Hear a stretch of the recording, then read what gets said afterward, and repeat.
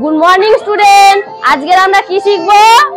আজকের আমরা শিখবো ছোট বড় ধারণা। বোঝা গেল কোন সংখ্যাটা ছোট আর কোন সংখ্যাটা বড় আমরা কিভাবে বুঝবো, তাই তো?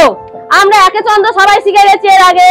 তাহলে এবার আমরা জানবো কোন সংখ্যাটা ছোট আর কোন সংখ্যাটা বড়। দেখো এখানে আমি কটা সংখ্যা লিখেছি, এটা কি লিখেছি বলো তো?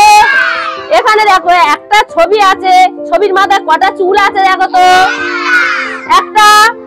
এখানে দেখো কি লেখা আছে, এর মাথায় কটা চুল, এখানে কত লেখা আছে, এর মাথায় কটা চুল, এখানে সংখ্যাটা কত, এর মাথায় কটা চুল, এটা কত, এর মাথায় কটা চুল।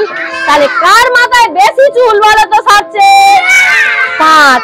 সবচেয়ে কম চুল কার মাথায়? 1। তাহলে সবচেয়ে 1 আর 5 এর মধ্যে সবচেয়ে ছোট কে হয়ে গেল? সবচেয়ে বড় কে হয়ে গেল?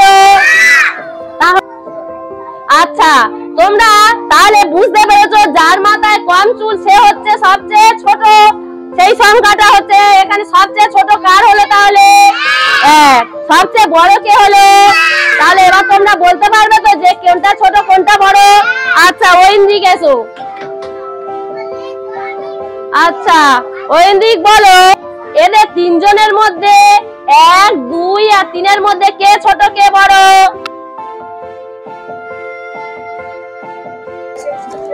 আচ্ছা এখানে বলো তো বেশি চুল আছে না কার মাথায়? এদের মধ্যে কার মাথায় সবচেয়ে বেশি চুল আছে দেখো তো? সবচেয়ে বেশি 1, 2, 3, 4, 5। তার সবচেয়ে বেশি কার মাথায়? 5 এর মাথায় সবচেয়ে বেশি চুল। তাহলে সবচেয়ে বড় কে? সবচেয়ে বড় কে? 5 সবচেয়ে বড়। আর সবচেয়ে ছোট কে? সবচেয়ে ছোট 1। কেন? এর মাথায় হচ্ছে সবচেয়ে কম চুল, তাই তো? তাহলে 1 আর 5 এর মধ্যে 1, 2, 3, 4, 5 এদের মধ্যে সবচেয়ে ছোট কে? সবচেয়ে ছোট 1। কেন? এর মাথায় কম চুল আছে, তাই তো? তাই এ হয়ে গেল সবচেয়ে ছোট। আর সবচেয়ে বড় কে হয়ে গেল? 5। মানে কেন? এর মাথা হয়ে গেল সবচেয়ে বেশি চুল, তাই তো? এবারে দেখো, যাও দেবাং বসো। এবারে বলো, আমি এখানে 4, 5টা মুছে দিচ্ছি। বলো 1, 2 আর 3 এর মধ্যে কে বড়? 3 হয়ে গেল সবচেয়ে বড়, তাই তো? আর ছোট কে? 1 হয়ে গেল সবচেয়ে ছোট।